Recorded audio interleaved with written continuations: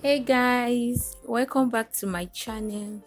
If you're a new subscriber, welcome. If you're an old subscriber, welcome back to the channel.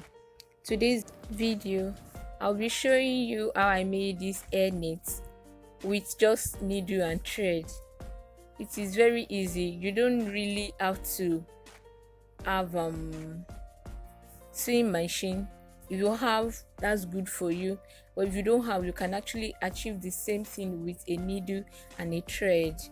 So the video is very easy and it's self-explanatory, so enjoy. If you have any question, you can leave it at the comment section below.